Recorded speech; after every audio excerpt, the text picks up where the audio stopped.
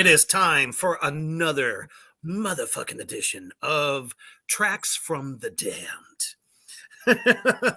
I got my brothers with me. We're all looking fabulous. It is Hallow fucking weekend, everybody. I hope everybody out there is having a fucking blast. And those of you that have tuned into the show, leave in the comments what you're doing for Halloween besides joining us three assholes. All right. So we got a good one for you this time around. Hoof Beast, what do we got? We have the 10 most evil songs of all time. Exactamundo. And once again, everyone is fucking wrong. For me. Once again. Awesome. But before we get into that, let us most definitely take a quick commercial break from our sponsor over at DezeaSCreepShop.com. Yeah.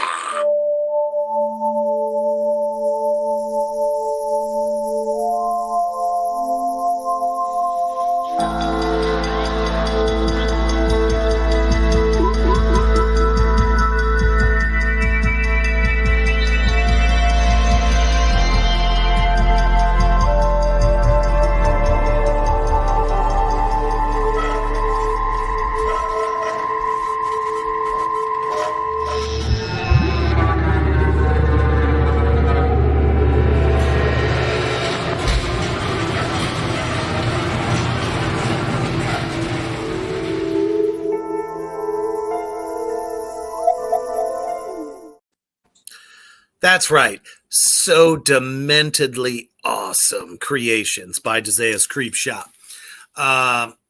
Anything from, let's say, horror apparel to collectibles, handmade creepy motherfucking dolls, and all the new shit she's got coming out too is just fantabulous.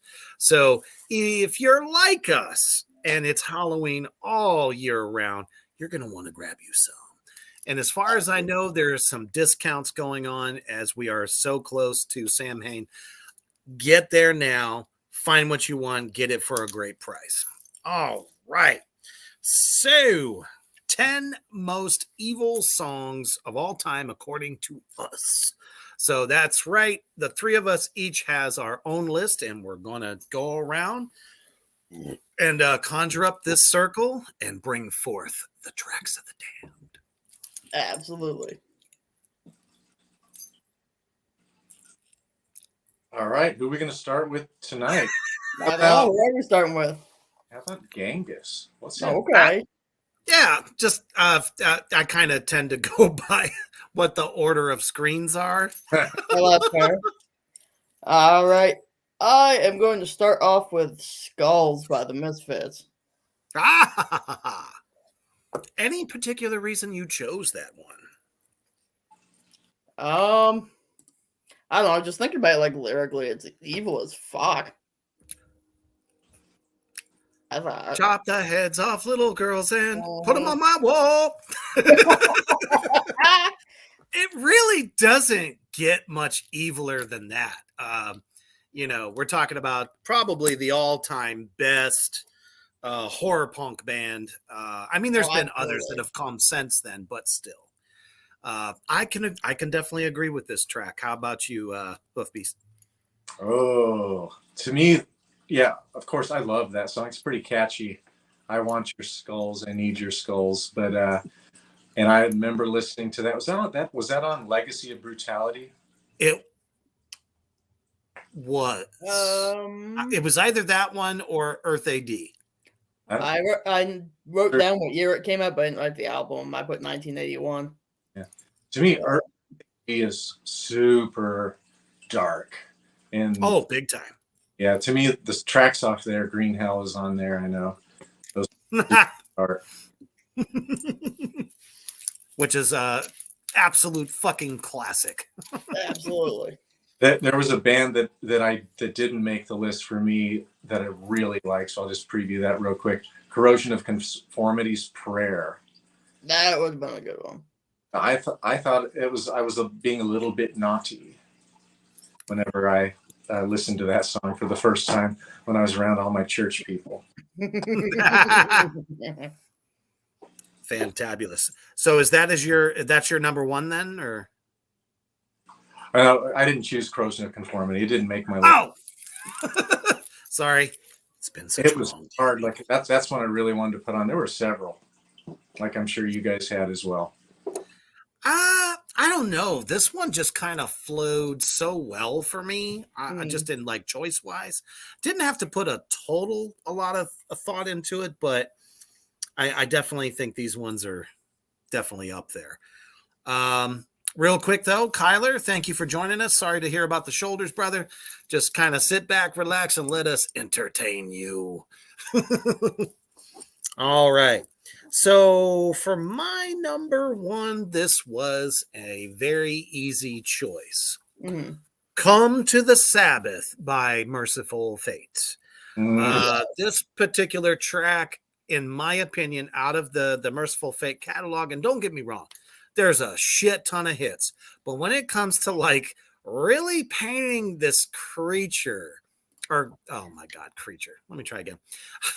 This picture of what they're trying to convey lyrically, King Diamond nails, and it's just evil as fuck. Everything from how the ritual begins to the witches dancing and invoking the devil, and what is more evil than just talking about how they're in the midst of doing this ritual and everything that's going on with it.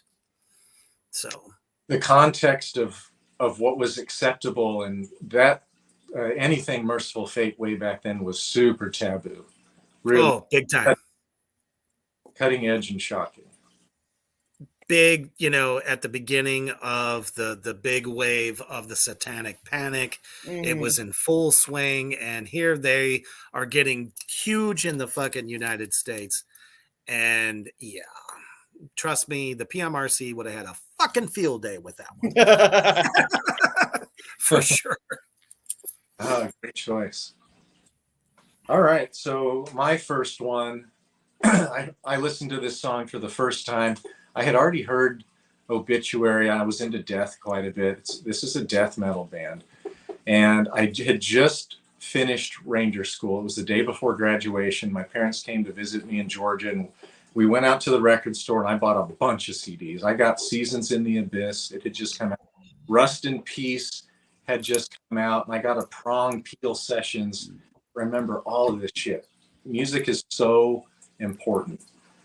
And I also got this album, the self-titled Deicide. Oh, fuck. Ooh. Okay. So when I heard this fucking song, Dead by Dawn. Okay. Well, actually, any song on the whole album. That is a sick fucking CD. Dark. So here we have, just like Carcass did before, but so they had low vocals and high vocals at the same time. These did in a way to where they sounded like something from the pit of hell. It is so fucking scary. And the Dead by Dawn. So abso-fucking-lutely. They are one of my all-time favorites. I mean, we're talking about a guy who named his firstborn child Damien Lucifer, and he also burned an upside-down cross in his forehead. So, there is nothing more evil than fucking Deicide when it comes to, what everyone would be totally repelled by. And the level of brutality with the entire album too. Like it never lets up. It was heavier and faster than Death, which was considered one of the heaviest at that time, and Obituary, slowly we rot, which Obituary is another band I had to leave off. Yes, I knew right off the bat Deicide was going to make it, especially this album. Oh fuck yeah, absolutely. Dead by Dawn is the song. All right. Okay. Well, how can we have a conversation about the most evil songs without talking about a band that literally has goat heads on stakes up on the stage. And of course, I'm talking about Gorgoroth, and I picked the song "Possessed by Satan." Man, Oh we're yeah. talking about the only band that had the fucking balls to literally create the Black Mass on stage. Yeah. Yeah. One Fucking sinister as fuck. pretty much anything by Gorgoroth, except for maybe the studio album that came out. I think it was 2008. I forget which one that was. It's the kind of silver and black one with the skull on it, which I love that one. It's a little bit more melodic and just not as dark as Gorgoroth. Yeah. Well, and they also went through a bout of different singers. Mhm. Yeah. So it almost seems like each singer that came in added something different to what they were doing. So it doesn't surprise me. There's a lot of argument about who was the best singer, but the one, Genghis, that you chose, I'm a huge fucking fan of. That's a good one. Excellent dark choice. Which way do I go? This is so. I'm going to do something a little bit obscure. I think Huff Beast, you probably know this one. Now, when I discovered Dimmu Borgir, especially when the original drummer from Cradle of Filth left Cradle of Filth, joined Dimmu Borgir, he also did a side project with one of the lead guitar players of Dimmu Borgir and joined a side project called Old Man's Child. And it wasn't really widely known. It wasn't like super advertised or anything like that. But it's literally 3 fucking guys. So you have this massive fucking drummer, this amazing guitar player, and then the vocalist is also a bassist and synth player. So it's like kind of everything all in one. And you get an album that just, unfortunately, the title is escaping me. Now, this came out in the late 90s. And the song is called Felonies of the Christian Art. And it's a song that is all about torture, mass murder, and down with the fucking sheep. It doesn't get any more fucking evil than that. And yes, you can actually understand what he's saying. So for black metal that's like on NOS and every other type of energy drink that there is out there, it is that fucking ferocious and just evil sounding. Like you said, a little bit of like the high screams blended with that low guttural, I just walked up from the abyss to say hello. For sure. Yeah, Dimmu. So that the date I had to, because I remember the first day I heard that track and I just got shivers. I was like, oh, wow. Phew. Definitely a little bit heavier and more symphonic than Dimmu was at the time. So, wow, that's a great choice. Like there are so many bands, especially if you get into black metal, that are so freaking evil. I could have chosen. Oh man, it gets worse. Yeah. Out there in Free Witches Land, it gets so much worse. So one of the things while I was thinking about this was I did want to have a variety. So I really wanted to focus on the most evil, but I didn't want to just focus on all brutal death metal or all black. I wanted to have there. So this we talked about last week. And this song is really eerie. It's really driven by the drums and the bass throughout, especially for this entire album. Real heavy, real chunky, real chuggy. But then what Justin Broderick does with his guitars is hold on to those single notes. And when I saw them, they turned these like 3 to 5 minute songs into like 10 or 12 minute songs, which it was a little bit too boring for me. Like it was too much. There wasn't enough variety live. But every time you you could hear the aspects of it that were from the studio album, then I dug that. But that was the only thing I Oh would yeah. complain about Godflesh and Street Cleaner. But here we have How Evil Is That? A bunch of crucifix people burning. So the song that I chose on the album is Street Cleaner. And there are so many Literally.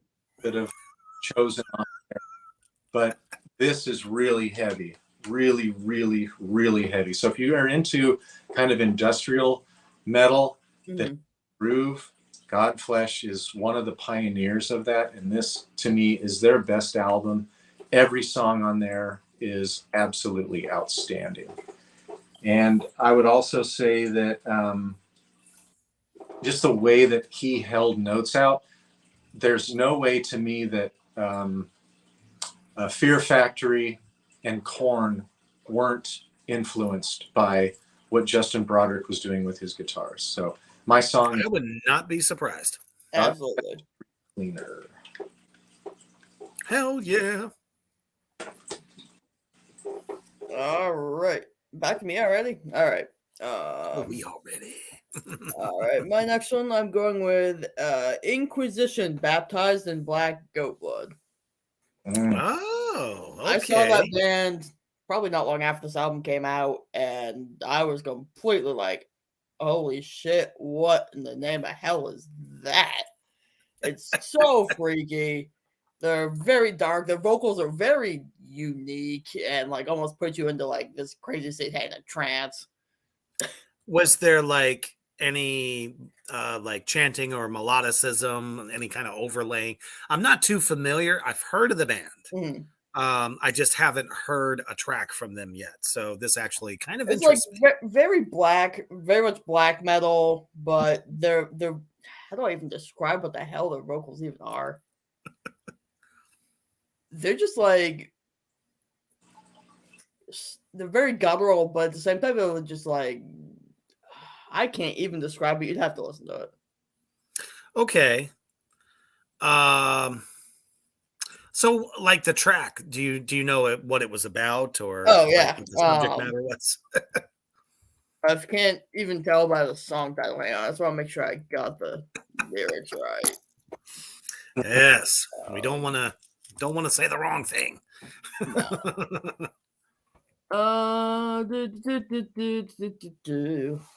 See, the problem is with a lot of these black metal bands, especially newer ones, they're hard to understand. Mm-hmm. That is true. A lot of the time. So that's why it's kind of like cool to give you guys out there in Three Witches Land kind of like an insight as to why it's so evil. Sure, it may sound like it, but the real darkness lies within the lyrics. In a lot of ways. But I don't just judge it just on that, but I think it does definitely a big part of it. Yeah. No. Inquisition. I'd say their vocals are guttural. I would say maybe a little bit like Belfager. Yeah. Oh, okay. Let's see. First line of the song: "Baptized in black goat blood on the mystic altar. Infernal gods of death, bless thy sons of Satan. Raise the knife, cut the goat, drain its blood, and fill the chalice." I mean, okay, that is definitely all we needed on that one. It doesn't get, I literally could see like this ritual chamber place somewhere like in I don't know, like a castle tower on the side of a mountain or kind of built into the mountain. And they got the altar in the center and, all the fucking candles and shit all around. Nice. Very evil indeed. Excellent choice. For my next one. Now, just like you said, not totally focusing on a lot of black metal, even though I do have a lot on my list for it. There's a couple of other tunes, especially this next one, where I'm stepping into the realm of death metal. And this was actually one of the first songs I ever heard with the new lead singer of Cannibal Corpse, which would be Corpse Grinder. And the song is Death Walking Terror. It is chuggalicious. Oh yeah. All the while, they are detailing in grave detail of zombies ripping apart everyone and everything. It's the idea that you're being chased by zombies. They're feasting on your flesh and you're feeling every bit of it. I'm sitting here going, I can feel them biting me. God damn it. You know, and I mean, you add in it, there's some actually groovy kind of drums for this track. It does have some blast beat stuff, but you know, the drummer in this particular case kind of gives us a little bit more of a groove to go with that chug. And then you just got fucking Corpse Grinder just, I mean, gnashing his teeth at you the whole way. And you can literally understand every word, and it's just horrific. Corpse Grinder is total metal in every freaking way. For sure. Oh, great songwriter. Just brings it. Like every time I've seen them, he is just an absolute stud with his whirlwind head banging and just And a neck that he could like snap you in half with. Wow. What neck? Right. Agreed. Great choice. Now, I felt like we had so many choices for this. Too many. When you get extreme metal, there are so many. Mm-hmm. My third choice is it's a song that is actually a cover. And I mentioned it last week, so you guys will know that. Anybody who watched last week will know where I'm headed with this. For sure. So this was off of the Nativity in Black, a tribute to Black Sabbath. And it is typo negative, and it's Black Sabbath, Black Sabbath. The song sounds so different than Black Sabbath's version, and I love it. If you're going to do a cover, bring something new to the table. Like I really could care less if any band does a cover and they play it really, really well. I want to hear something new brought to it. And boy, did the style to this. It is so slow and so eerie, and the different sound effects they put in the background. Diabolical. Great. Yeah, so it's typo negative in their cover of Black Sabbath's Black Sabbath. It's on the Nativity in Black album. And that's definitely one of those tracks that I could challenge a lot of you guys out there in Three Witches Land to turn off all the lights. I mean, zero. Yeah. None. Put those fucking earbuds in or whatever the fuck we use these days. Turn that shit up and just close your eyes and listen to it and tell me it doesn't take you to a different place in time. Yeah, it's so good. 100% agree with that. And especially, like, it sounds like his mouth is dripping with blood. It does. It does. I actually wonder if he did do something like that when he was recording it. Knowing him, it was probably wine. You're so fucking true. So fucking true. Excellent choice. I get chills just thinking about that track. I can hear Peter in my head. Oh shit, how do I follow that? That's what I was gonna say.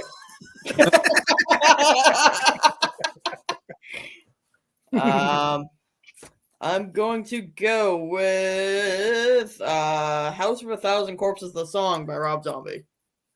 Excellent choice. Thank you. We have that on the shop playlist too. So we heard it earlier today, and I was just thinking, man, this is just a sick ass song. Probably one of the sickest Rob's ever done, really. I mean, even just from that opening riff with those sort of like discordant keys a little bit, it's just like, whoa, there ain't something right in the head of the guy who wrote that one. And the drone of the drums. Oh yeah. They're so simplistic. It's just like it's like somebody hitting a fucking sledgehammer over the back of their head, you know. I love that one. I don't think anybody would ever call Rob Zombie a poser as far as it goes with his image and the time that he spent with horror topics. For sure. Movie making.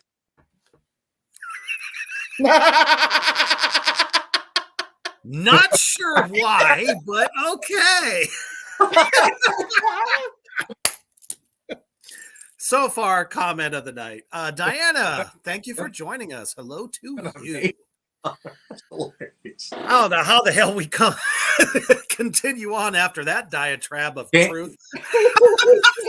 I think you owe somebody a curse.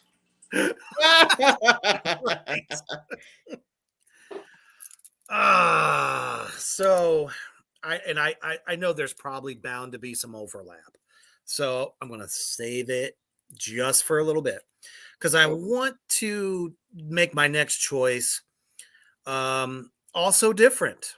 Definitely Evil Elvis Danzig. And the song I chose is Skin Carver. It's one of those songs that was on the album Circle of Snakes. That the fact that it opened the record up and it's literally basically talking about a man who loves to carve human beings up.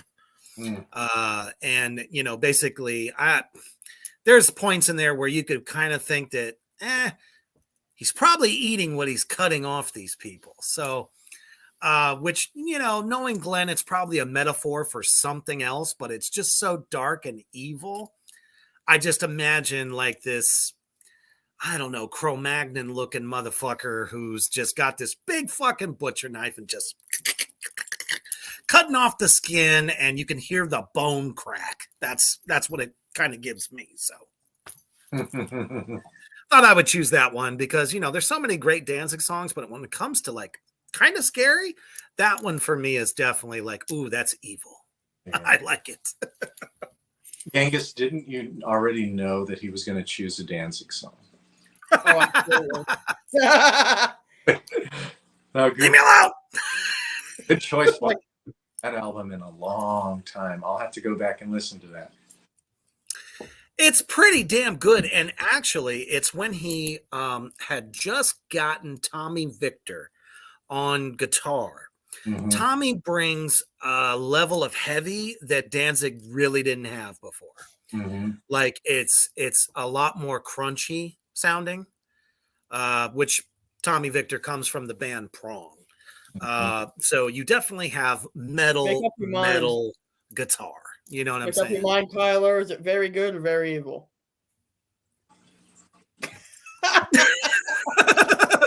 I don't know. It's one of those, you know, could go either way, I guess. So, yeah, you're right about definitely worth listening to again. Yes, the crunch in Tommy Victor's tone is one of the best, and especially even live. I've seen him a couple times live. Really amazing tone, clean, tight, not overly compressed, but it really bites at his tone. Absolutely. I mean, and there's, you know, obviously a little bit of that awesome squealy kind of like feedback that he gets. Yeah. I remember seeing him live with Danzig back in 2018. Just a fucking great soloist, chunky, dark, evil sounding riffs. Very good shit.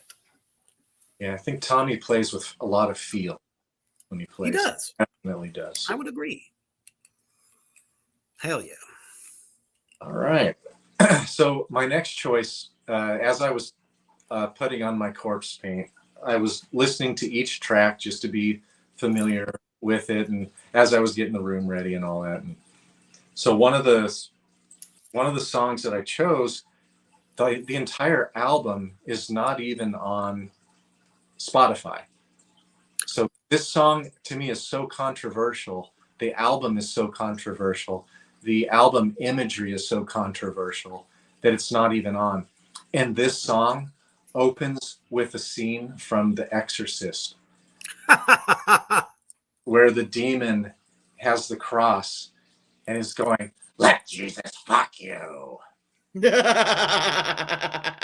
me. Damn it. I'm trying to think of what. All right. So here we go. Spoil it. Marduk. Okay. I knew it was. I knew it had to be one of the greats from overseas. Oh So, yeah. Holy shit. Yes, Marduk. fuck you, Spotify, for censoring this. Like, this When is d- fucking creepy. when did Spotify grow a conscience? Yeah. When you think of all the no offense to those who enjoy the rap, but I mean, how many songs are on there about shooting people, getting money, and fucking bitches? Exactly. So you censor fucking Marduk? Yeah. I don't get it. I don't know. But in this song, the "Fuck Me Jesus" song, they use keyboards in here, and this song, by the way, came out in 1991, and so a real pioneer. So like this band was in contention for one of the first groundbreaking second wave of black metal bands as well. Definitely. They are doing some of the tremolo picking in it, but it's not quite developed just yet. But what an evil song, evil album. And I mean, look at the freaking cover. Yeah. Poetry in motion there. My first introduction to Marduk was when Danzig was kind of created his own festival called the Blackest of the Black. Mm. And he like was in an interview talking about all the the darkest bands that really are on the planet. Marduk was one of them. Hell yeah. And I mean, unfortunately, that tour never came to Ohio at the time. So I was like, I'm going to miss this shit, right? And then I find out that Marduk got denied coming into our country because of suspicion of burning churches. And I was like, that's it.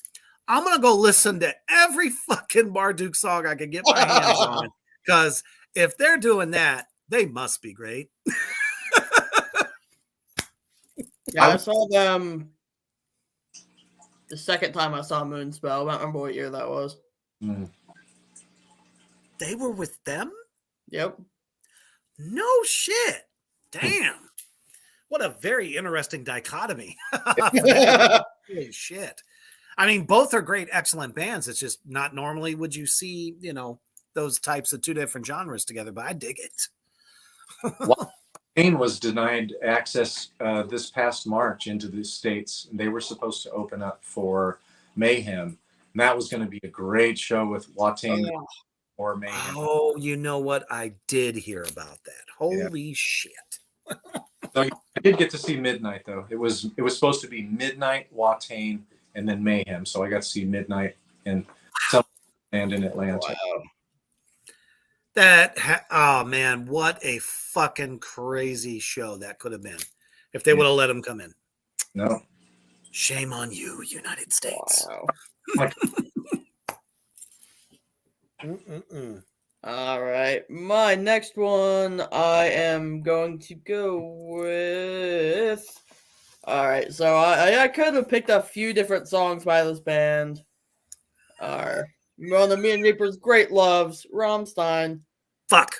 I almost went to the Vey. Instead, I went with Mind Tile. Ah, fuck. You stole my choice. Yeah. That's all right. I got backups.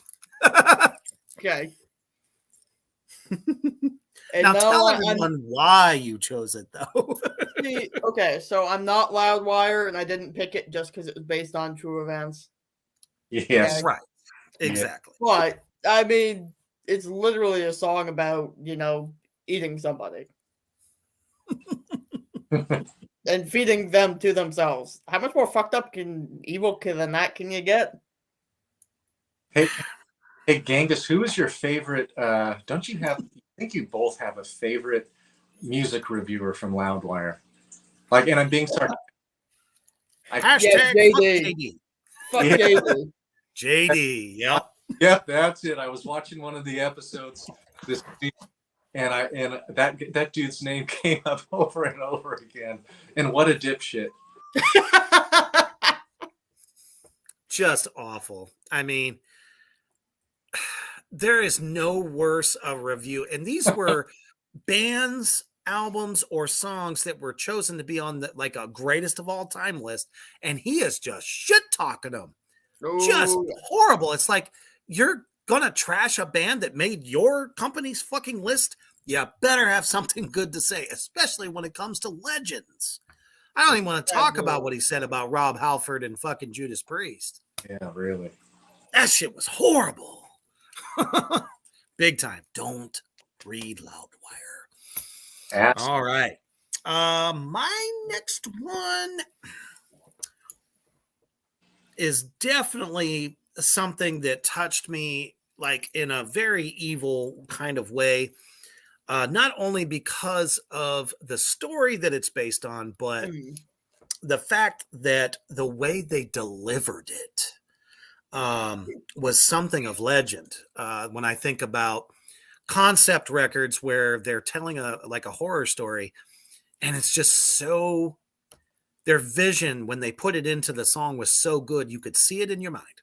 Mhm. And I'm talking about Cradle of Filth with the song Cruelty and the Beast. Mm. It is almost to the point when Danny Filth is going through his multi-range of vocals where he can really bring that evil kind of tension to where you're like, oh, what's going to happen next kind of thing. As he's going through and telling the story of how Elizabeth Bathory is getting these girls and how she would treat them as she's bloodletting them so she could bathe in their blood. And that female vocalist that was on that record was so fucking amazing. Loved it. Because she would do like the speaking parts. And he's like kind of giving you the background of what's going on as it goes. And then she starts, they kick into that kind of like a super fast kind of drive, like doom tuka tuka tuka tuka tuka tuka tuka. And she's just going more, whore, more. And I'm just like, oh yeah. So I had to include that song. So good. Yeah. From that time period, album after album was so evil. Really evil. They could do everything from Vampire to even the one that came after that. Shit. It's like one of those long titles that I can't remember. But yeah, I agree. All of them just dark as fuck. Yeah. Good choice.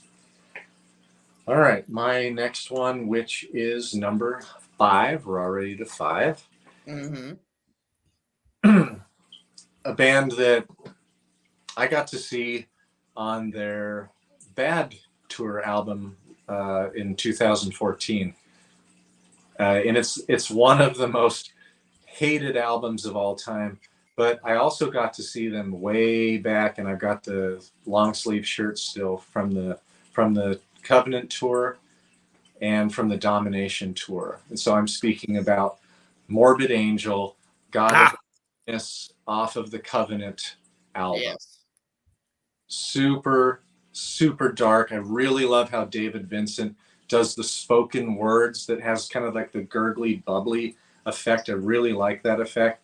Initially, I kind of thought it was maybe a little bit cheesy, but artistic speaking, this album is amazing. The musicianship also is outstanding.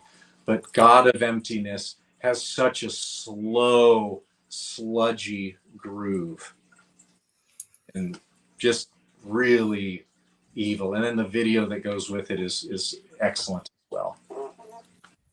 And one of the things that I see Reaper doing quite a bit for his list is you're really focusing on the lyrics quite a bit. Yeah. But I mean, the music has to fit it though, too. Yeah, you know what I mean?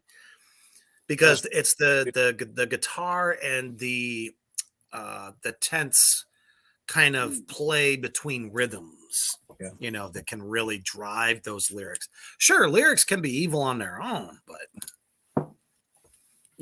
you got to have those tense moments.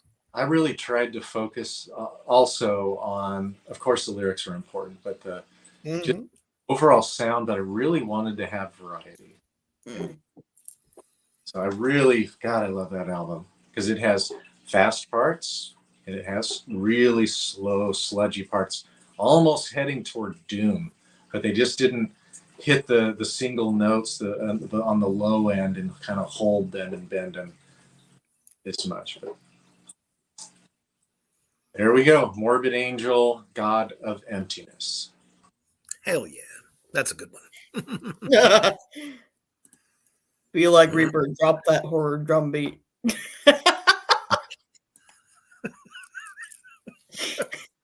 Ah. All right, my next one, I am going to go with Bad Things by Wednesday 13.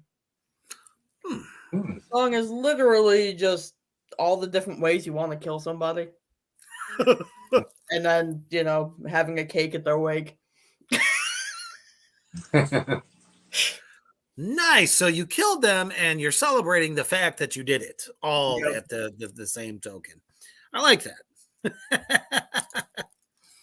They've always had a very good kind of eerie feel to them. Oh, yeah. Not so much like any kind of like run of the mill goth band or anything like that. Definitely their own flavor. You know, I dig it. I dig it. Hell yeah. So, when we're talking about evil songs, and I know this next band it's not really, on everyone's top of the list, but you can't deny their body of work and the way the play between the two guitar players always gave you this feeling of like just demons coming up from the pit and they're about to ravage the land. And then vocals that, even though he's not the best vocalist in the world, man, when Tom Araya delivers his lyrics, he delivers it in a way that is just powerful and undeniable. Mm-hmm. So I had to go with Angel of Death by Slayer. It's another one of those tunes that, we're talking about the early fucking 80s, people. And it is fast, it is hard driven, and not even so much just the lyrical content, but the Kerry King squeal guitar solos. You know what I mean? It doesn't matter what fucking record they did. His solos always just sounded like a monster. Just the nastiest fucking monster you could think of. Coming out of somewhere, about to eat you. So definitely that's one of my all-time favorite Slayer songs. So, and really, I feel it's extremely evil sounding. Yeah, really dissonant. Also, the way he did them, the way he did his solos, like very unorthodox. Very much so. Nobody else was really doing it. Awesome. I guess it's my turn. It is. We are going to go to 1998. And the album that I've chosen this is a band that a lot of times they're kind of straightforward death metal. And I just finally got to see them February 4th in Atlanta. And they opened up for Nile. And I'm actually wearing their hoodie right now. And this is one of their more doomy songs. So if you really like doom, this is a death doom song. A lot of their songs are faster. They're still doomy, but this one is really slow. And that's like, I listened to a whole bunch of their songs because I knew this would likely be one of my choices. But this song to me sounded much more evil, and it was because they slowed it down. A lot of the bands I've been listening to are going real fast, but this one is really slow and really dark. And we're talking about Incantation. Diabolical Conquest is the album, and Unto Infinite Twilight and Majesty of Infernal Damnation is the so it's really, really slow and really, really doomy. Need I say any more? No, not at all. And that goes back again to that belief that I have that sometimes slower can bring the heavy almost harder than something Absolutely. at blinding fucking speed. Mm-hmm. For So, sure. yeah, I dig it, man, all the way. Hell yeah. Absolutely. All right. Well, you can't have a list of the most evil without Mr. Marilyn Manson in there someplace. And the spooky kids. Oh yeah. And I could have picked a At lot what of point songs. did he actually drop that and why? Mm, I actually used to dig that title. I thought it was unique. It was. I could have picked a lot of his songs, but I went a little bit off the wall here, and I went with No Reflection. I'm trying to think of the album. Album was Excuse Born Villain from 2012. I got that Okay. Awesomeness. a long time though. 10 years. Definitely a good one. For me, for my next choice, it's no secret that this band is definitely very near and dear to my heart. And everything that they've done in the black metal genre, I know we're coming back to that, folks, because let's face it, most of the evil lies within really, really good black metal. So there is a lot that I have. But this one in particular is Ora Pro Nobis Lucifer off of the album The Satanist by Behemoth. This song does not quit. And the fact that it's mostly in a different language makes it, I don't know why. It's kind of like when you heard Sam Hain for the first time, which was Danzig's second band. Whole first record he does in Latin. So when you hear, so many different words that you don't quite understand, but of course, I tend to go look them up. Right. So I know what the fuck they're talking about. And this particular song is just an onslaught to all that is just opposite of the darkness and how it needs to be destroyed and welcoming the Dark Lord to reign over his world. So I don't know. That song is just powerful fucking song. Right That on. whole record is good. Not to say anything against their earlier records, which were all just very puristic as far as, like you said, the second wave of black metal goes. But they do step back and do a little bit of grooving and sometimes even a little bit of melodicism thrown in there too, especially in their following record, I Loved You at Your Darkness. Yeah. Or Darkest. God damn it, I can't speak tonight. Anyway, so I had to put that one on there. It's just a fucking sick song, and lyrically, and the way the guitar and drums and the bass, because their bassist is a beast, man.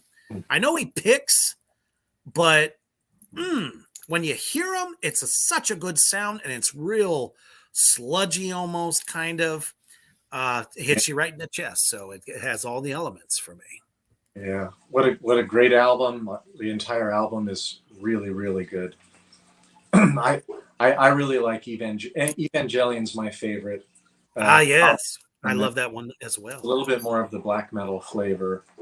Yeah, the Satanist was my first introduction to them, actually. Yeah, me too. Yeah, excellent. Yeah, really good choice. Can't go wrong with that. Yeah, that album makes a lot of the top 10 best extreme metal albums. It's a really good album. So anything off of that is good. That's one of the things I've been thinking about as I went through the process is almost every song that I chose, the entire album is really evil. Like we took Yeah. so many off of each one. That's why it's so hard to fucking pick them. It's like, who can top who? So my next band, we're really going to shift gears stylistically. Nice. This band, when I saw them live first before I'd ever heard them, and they opened up for Cattle Decapitation. And this was like January. Sicker than Cattle Decapitation? Yeah. Well, I don't know.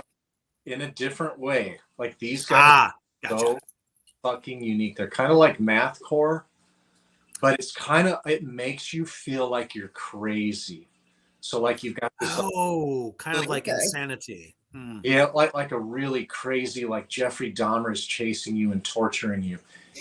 The entire album it feels like Insanity.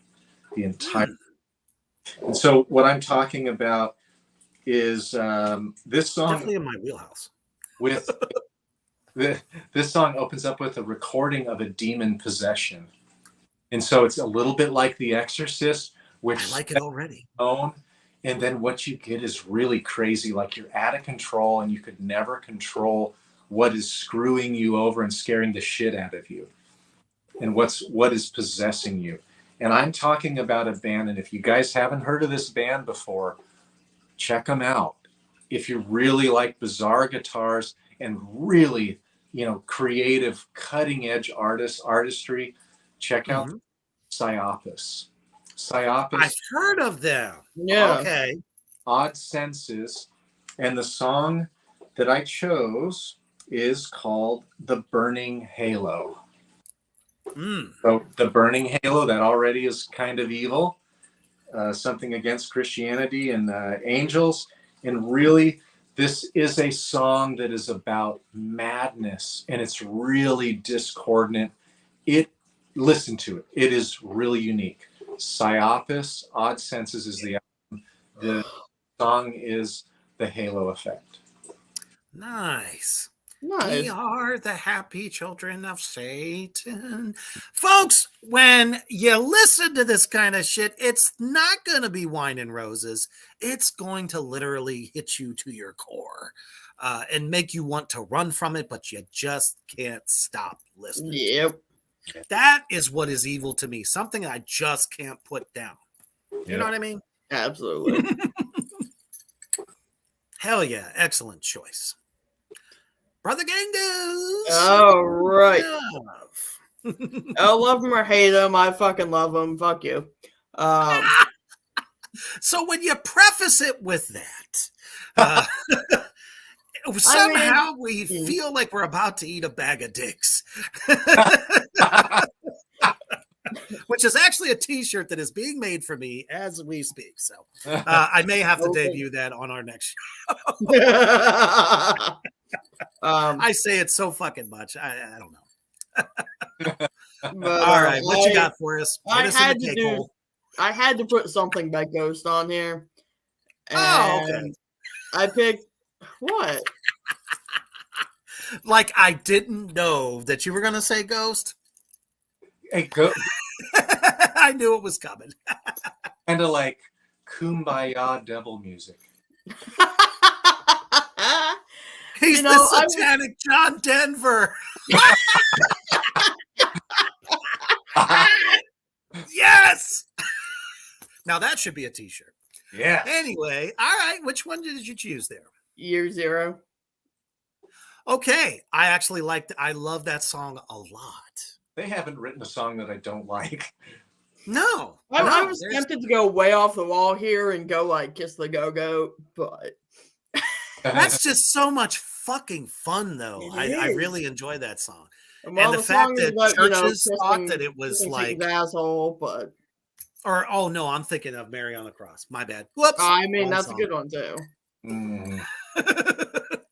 But no, I went with Year Zero. When it just starts, and it's like Beelzebub, Behemoth, Beelzebub. It's like holy shit. Yeah. I'm like, that's what I want. In it live, it was like, whoa. I'd like to hear okay. that. And because Ghost is kind of way more mainstream than a lot of brought up tonight. Think about the people who are like, yeah, I heard them. Yeah, I like them a lot. And then they go and hear these vocals or these lyrics, like Mhm. really, really dark and creepy. What's Yeah, funny I is mean they're not there- like love songs. no. Uh, You know, there are some people who have heard a few of their songs and be like, are they a Christian band? They'll be like, oh, you did not understand Mariana Cross. Oh. No, not at all. Or even just the front covers of the discs, man. Oh, yeah. right on.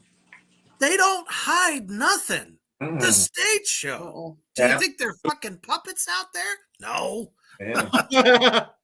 God, it's like, I don't know. People, they hear something, they think it's catchy. Automatically, they think it's like this wholesome shit. Well, guess what? It's really not. No, it's not. And when they're actually able, because my wife told me this too, and I think Angus, you told me also, that their actual real stage show is pretty cutting edge compared to a lot of the the shows they do without all the theatrics.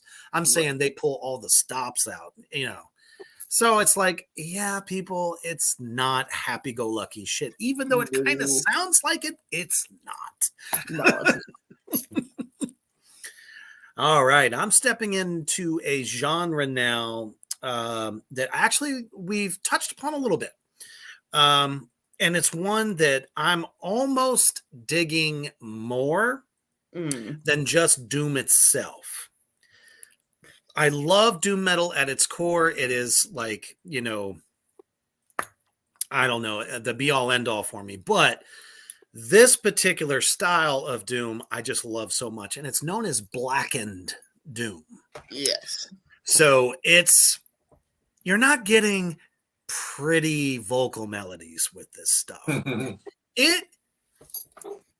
I can remember the first fucking time I heard this band, and it was on Stevie T. Are you familiar with Stevie T on YouTube? Mm-hmm. Most people are. He's a guitar guy. Mm-hmm. So he did this show, and my son, real big fan of the guy, and we watched it because he's pretty funny. And he's going through his top 10 heaviest bands that he thinks basically is like of today, or at least the last 10 years. And all of a sudden, I mean, we got through some real nasty shit.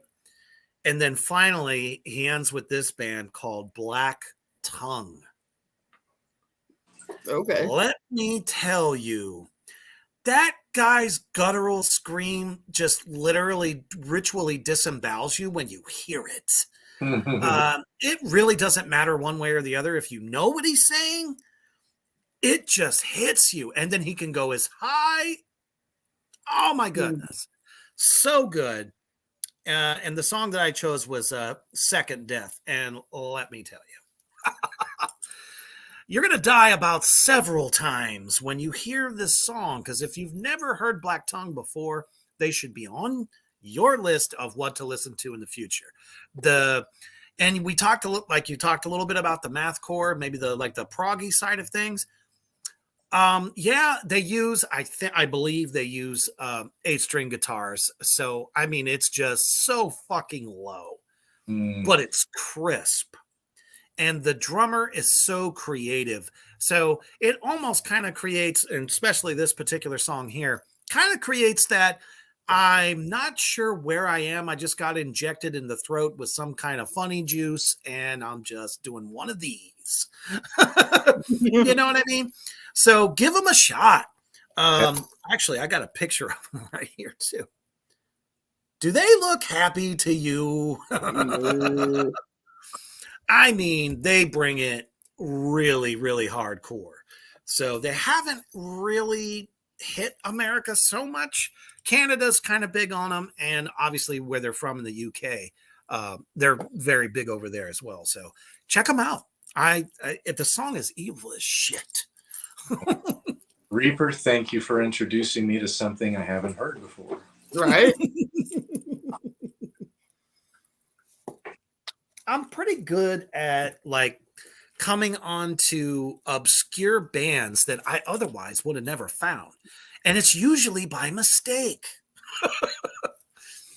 They just don't advertise new bands like they used to. Yeah. So you almost just kind of have to go, oh, my buddy suggested this. I checked it out. Next thing you know. Yeah, and we're kind of overwhelmed by the number, the multitudes of offerings that there are. Like you can't. Oh, it's ridiculous. There's so many good bands out there we don't even know about. Yeah. All right. Fuck the mainstream. Number 8 choice is a band that I've hung out with time and time again, and I actually could probably get their guitarist to come on one of your shows. He'd probably, Oh, right now they're out on tour, or either that or the tour's about to start with Amon Amarth. So I might go catch him up in Charlotte. You already got me there. yep. Yeah. So these guys, I don't know about right now if the whole band is vegetarian, but back then, in 2010 when I was first, or 2009 when I was introduced to them, Mhm. they were all vegetarian. So a lot of their songs are kind of themed, and so the album that I've chosen the song for is called The Harvest Floor, and it's really about what goes on in a slaughterhouse. Ooh. Okay. Blood, throats being slit, fucking murder, fucking awful. It's not a nice place. It's a place we don't want to take our children to. It's a death house. No one would You ever, know? no one would ever go on a field trip to a damn slaughterhouse. So, anyways, the song that I've chosen, I could have chosen so many. This has a lot of grooves. The vocals, this dude, Travis Ryan, can do any fucking vocal. He can do dinosaur gurgles. He can do the real low. He can do black metal high screeching. He can do fucking anything. Coolest dude. He likes Heineken, by the way. So if you offer him a Heineken, he also likes to partake of the herb as well. Great guy to hang out with, a whole band, really cool bunch of guys. Anyways, it's Cattle Decapitation, the album Harvest Floor, and the song is The Gardeners of Eden. Excellent, excellent song. Once again, this song makes you feel kind of like Psyopus. I can see why Psyopus was on tour with Cattle Decapitation when I saw him. It's crazy. Sometimes Cattle Decapitation is black metal. Sometimes they're death metal. Sometimes they're grind. But sometimes Josh Elmore does some like mathcore, really weird shit. Amazing guitarist, really chilled out, cool guy as well. But this song is not chilled out and cool. This song is fucking dark, and a lot of times they'll do all kinds of sounds, different types of sounds in the beginning. Travis Ryan uses keyboards, and that's one of his artistic endeavors. Nothing wrong with that. Yeah, this came out in 2009. So check it out, Cattle Decapitation, The Harvest Floor, and the song is called The Gardeners of Eden. Really dark, really fucking evil. All right. Absolutely. And I'll tell you what, if we can get the guitarist of that band on the show, motherfucker, would that be fun? Yeah, let me know. I've Yes. always been a big fan of theirs, even though their video freaking scared me out of my shoes. But musically, I fucking love those guys. And the story that you gave us there really kind of gave some insight to some of the craziness that you get in a lot of their lyrics. So that's really fucking cool. Yeah. These Hell guys yeah. are so laid back, just like so many metalheads. Best guy. Aren't we? Everyone thinks we're Yeah. fucking nuts. But once again, one of the themes that kind of came up as I was going through all these bands is like Godflesh Street Cleaner. That's about like the end of the fucking world. That's a fucking evil, scary topic to ponder. It is. And that album is like a concept album. It really, each song kind of goes together. Excuse me. And this one, like Psyopus and Cattle Decapitation, you feel fucking like crazy, like you're being pursued by a madman that you can't get away from. Like you're being oppressed. Yeah. it's kind of like an endless nightmare. And that to me is like the stuff of legend. Like that will stick with you for all your listening days forever. For sure. So I dig. Yep. All right. My number nine is Vultures Fly by Avatar. This band does not get nearly as much recognition as it deserves. Mhm. And I I feel felt that. like that was a decent choice of a song. I could have picked, Hail the Apocalypse or something, but I went with this one. I like the title of the other one. I picked this one because basically, it's about being God's soldier, but you lost the battle and I'm being eaten by vultures. Nice. I've got a newfound respect. I don't, and I've told you this before. I don't know much about them, or even really heard any of their tracks. So I kind of appreciate the backstory there because that makes me want to kind of check it out. And I've always heard good things, so I'm not afraid. I will listen to it for sure. That makes me think of the Conan the Barbarian movie where he's on the cross or he's being crucified or something, where Arnold Schwarzenegger's laid out, and I think there actually is a vulture sitting on his shoulder and it's gnawing at his deltoid, and it makes me. I think you're right, John. I could use a large coffee about now if it wasn't, soon to be my bedtime because I'm an old man. Fucking hell. Satan loves the little children. Yeah, that would be something. All righty. Which one am I going to go with? Okay. So this was one of my honorable mentions that I was going to do, but since Genghis there stole mine tile from me, I'm going to go ahead and inject this band because, again, it's a newer band and motherfucker, do they bring something new to the table. So much that I even did not a TikTok to it, but I kind of did my own version without having the TikTok logo on it. I will have to look for it. It's fucking hilarious. Anyway, I'm talking about, and this the lead singer, everyone says, no fucking way can this guy sing this way. It's impossible. Not able to do it without any kind of different type of like vocalizer, something to make the sounds that is coming out of this fucking guy. And you probably guessed it. I'm talking about Lorna fucking Shore. And the song that I chose was Pain Remains One.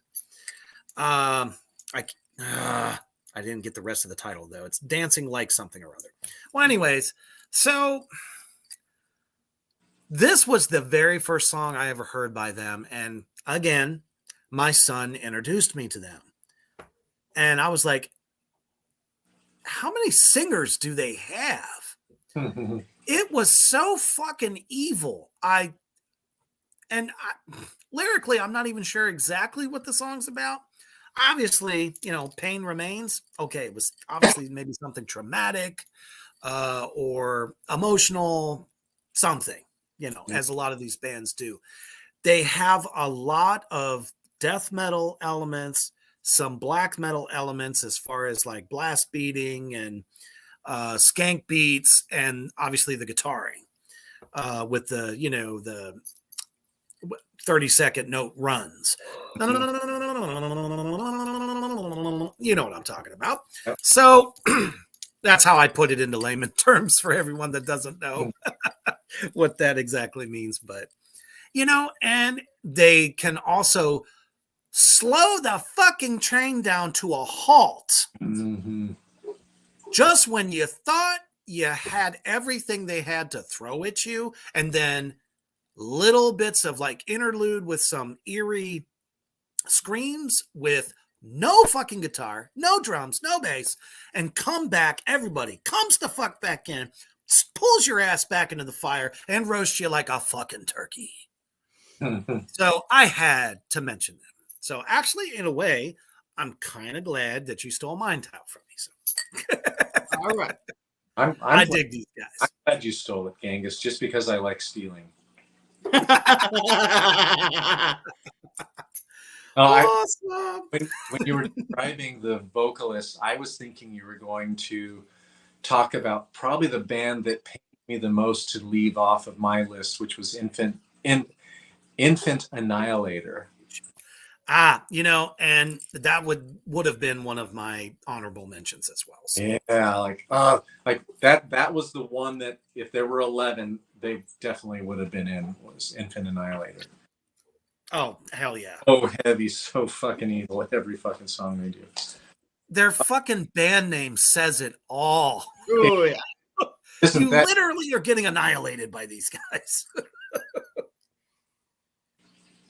All right. So my number 9, I just saw them February 4th. I've already talked about them. And the first time I saw them was on this tour. And I think they opened with this song. So I'm talking about Mr. Carl from Nile. Those whom the gods detest. And the song, I could have chosen any song off the album, Kafir.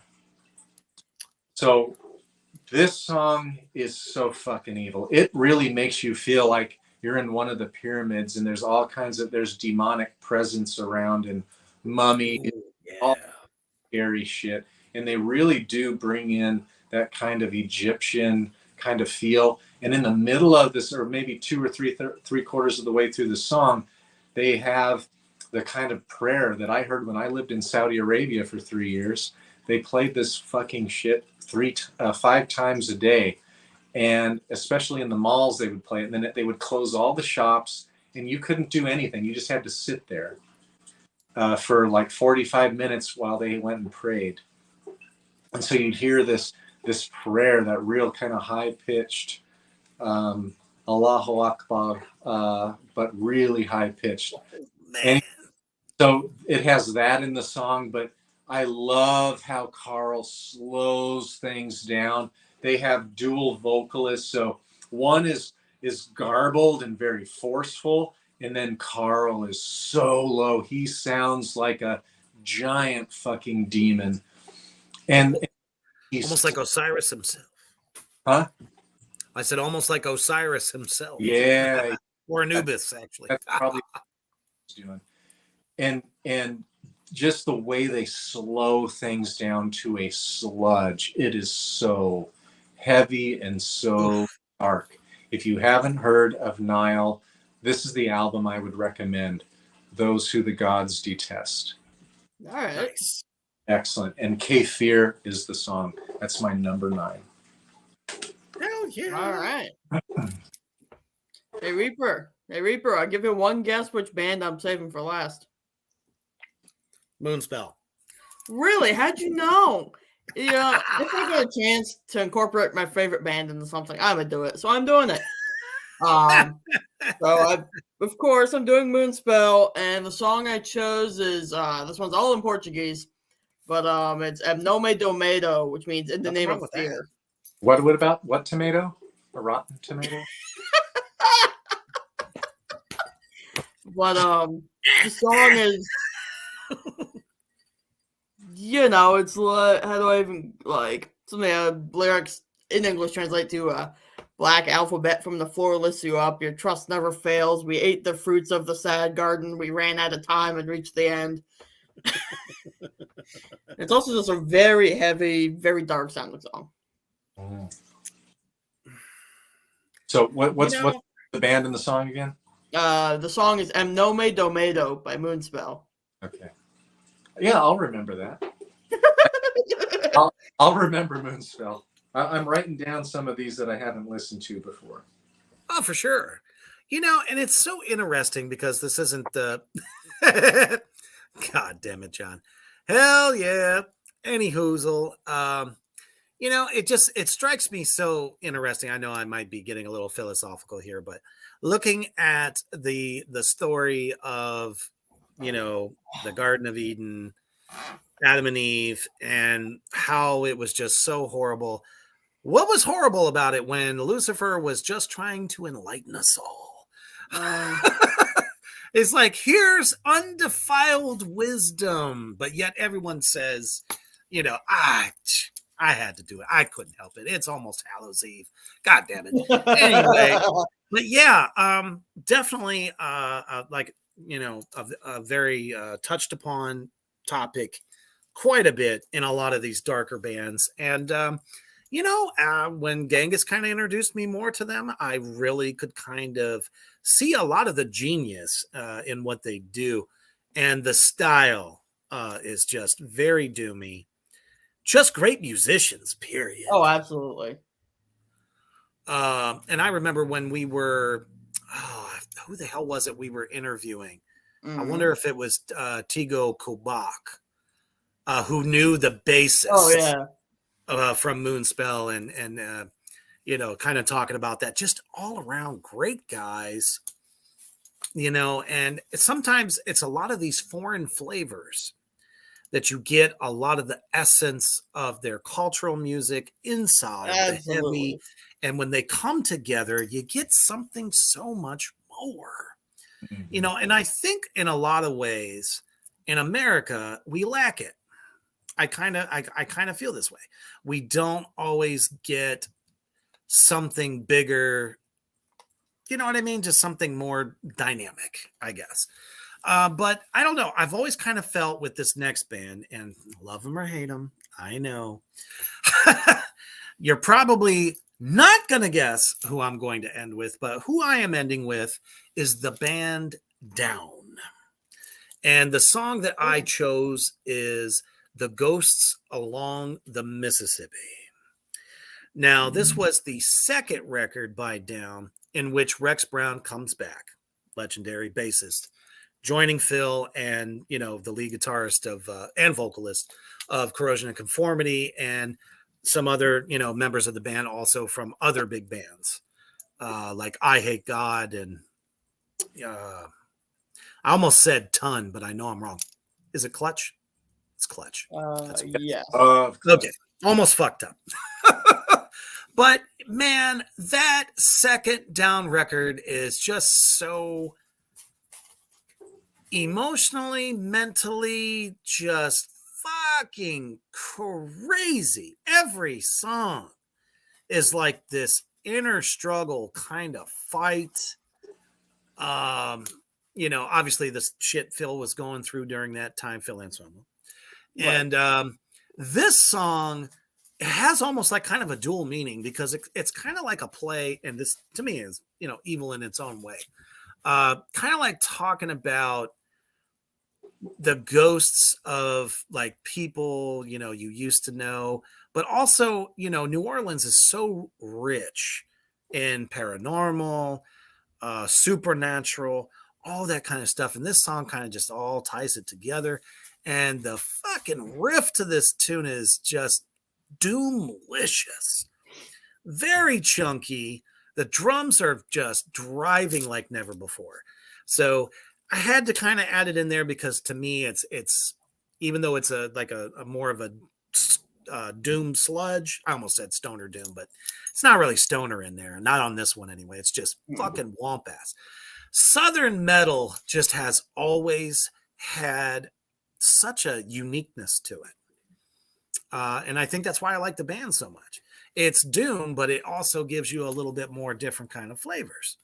So, but evil all over it, from the guitar riff to the bass. The bass is fat as fuck, and just the overall rawness of Phil's voice. I had to mention it. All right. Well, I haven't listened to that album in a long time, so I don't remember the song exactly. So that's another one. Go back. I have 2 of their CDs. I think that's all they have. Or is there 3? Dun dun dun dun dun dun dun dun dun dun dun dun dun. Ba-bum, ba-bum, ba-bum. It's really good. It's known as Down To, but a bustle in the hedgerow. Taken from Led Zeppelin, but anyway. So my number 10 is a band that I just got into about a year and a half ago. Sweet. Out in 2015.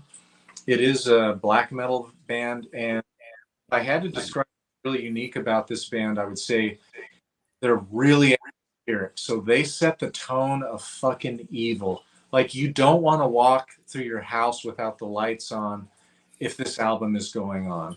And they have I love it already. They build up the intensity and the anticipation in each song with keyboards and different types of sounds that go with it. Really fucking dark, really fucking evil. So the band is Achilles. Some people call him Achilles, but that's not right. That's probably how I've heard of them before. Yeah. But it's Achilles. And they are really, really, really fucking dark. So this album is The Dreamers One. And the song that I chose, I could have chosen any of them, is Breath and Levitation. Ooh. On atmosphere. And I'm not talking about atmospheric black metal. It's like about nature and the tough parts, the coldness in nature. This is a fucking evil fucking witch. The whole fucking album. And the second album, same kind of, I think the same painter painted the same evil witch in a different way. But this song has so much atmosphere. If you want to feel scared, and this is why I ended with Achilles, listen to this whole album. Ooh. It's creepy. Like put your headphones on and go to sleep with this and see what your dreams are like.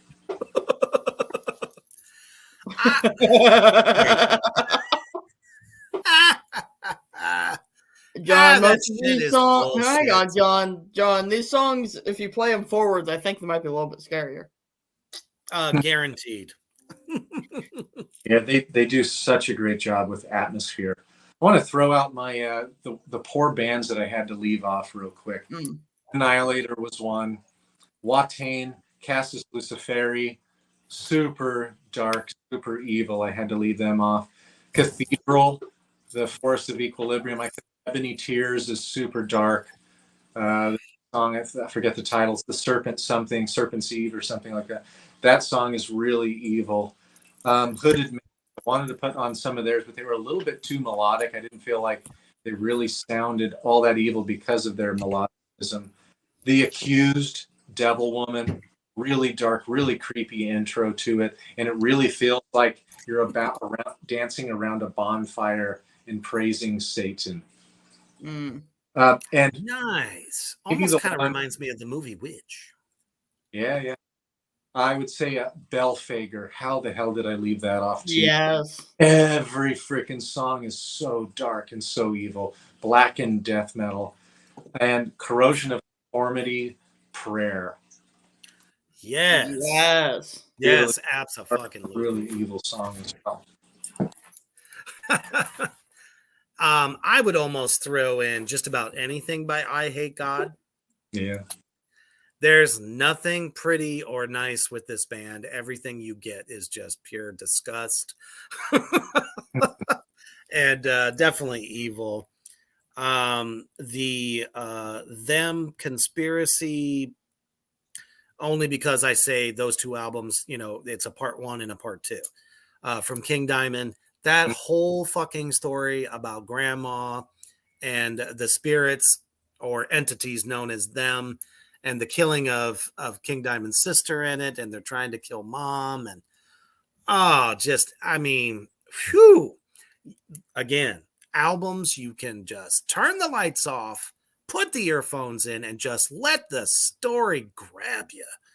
And a little bit about that band, Nile. Another kind of, I know I already mentioned them, but it immediately made me think of Merciful Fate's The Mad Arab, which has a part one and a part two, where you get the sitar, kind of like classical Middle East kind of rhythm and sound, along with just being able to envision, what was taking place, because he was trying to raise, some demons and shit. So, Shit. Let me see here. And I wanted to mention this also.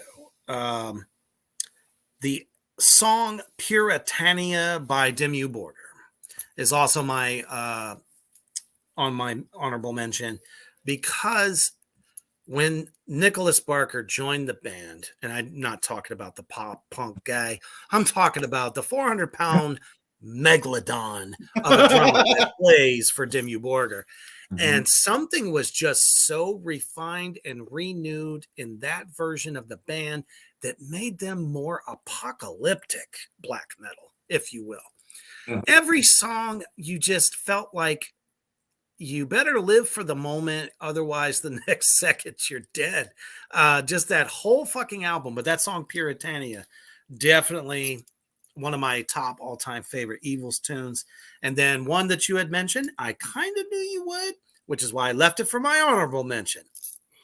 Deicide, Scars of the Crucifix. Oh yeah. That song will forever probably be my most favorite song by them. Everything from the video, which is kind of like, if you were to see Anton standing outside a biker bar saying with a little flyer saying, join my army. Deicide is outside playing this song as these bikers are coming through, and it's almost like, come to us. Come on. You belong on our side. So that is my list of the honorable mentions. How about the beginning of the first song on the album Legion by Deicide, where the lamb's going, man. Now, Yes, so absolutely. Let's hear Genghis's lamb. I'm more of a goat than a lamb.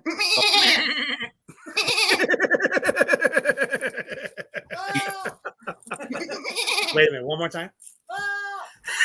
That would be I don't know. That's almost like one of those fainting goats. Run up on it and it falls over. Yep.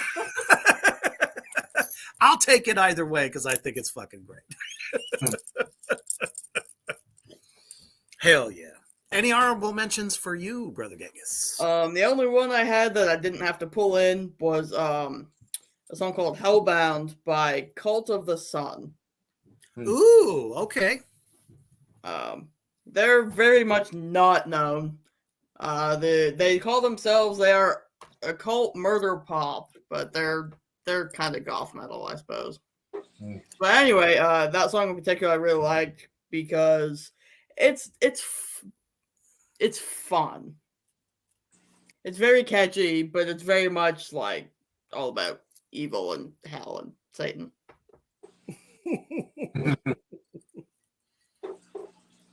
Well, I mean, if you can't have fun while you're hailing Satan and eating your pizza and drinking your coffee, you're not having fun. Exactly.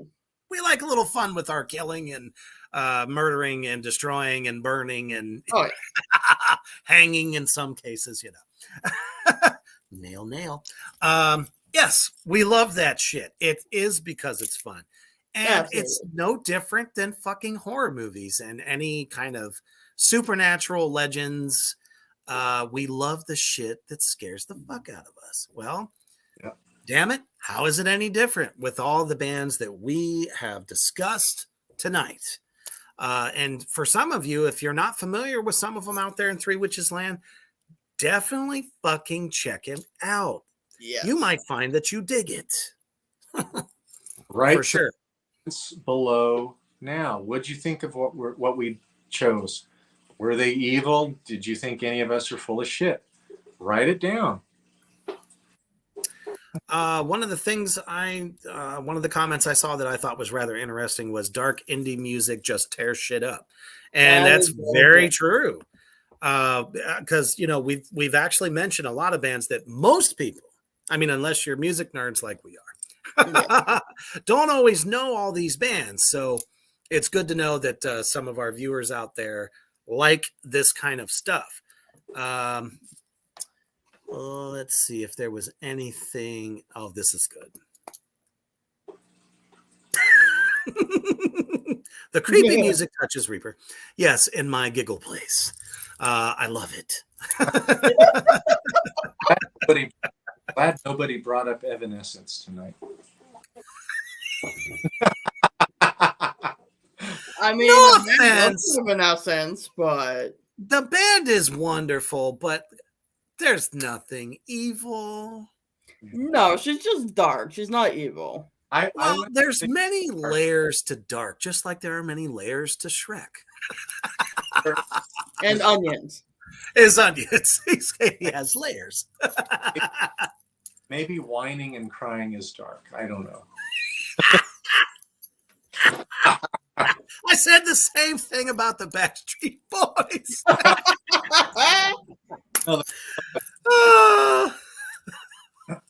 And let's face it, just about any emo band out there has done the same thing. Some are better than others, I will admit, but I never really understood that genre. Yeah. Instead of cry about it, stick a soldering iron in somebody's fucking eye. Come on. Don't bitch about it. Don't whine about it. Take it out on somebody, God damn it. Or at least the person that caused you the problem in the first place. I can't even say it with a straight face. I'm done. I tried. Oh my God. Next show will be coloring book metal. I'm just kidding. Fan-fucking-tastic. Well, hopefully this was very fun, as much as fun as it was for us to present to you. And thank you for making us part of your Halloween celebration, as many people are out there as the creatures of the night, going to costume parties and whatnot. A little too old for that. I'd rather just do it from my couch. I'd much rather go to a haunted house and go, damn, nice job. You know what I mean? And since I'm like this most of the time, that's not my thing. But man, it was a great fucking talk, great fucking list, great bands. Some we knew, some we didn't know. I got a whole list of shit to check out now, which is really cool. You know, even if I did know some of the bands, I don't know all the albums. So if like one is better than the other, shit, I want to check it out. So let's do it. But definitely, thank you all so much. And our next show should be coming up soon. I don't know if we're doing next Saturday or the one after. I'm down. We can do whatever. Whatever. All right. So as long as everything's cool, I mean, shit, I'm always available. Yep. And yes, John, your jokes brought us some laughs, most definitely. Yes. Always. But most importantly, motherfuckers out there, my demons.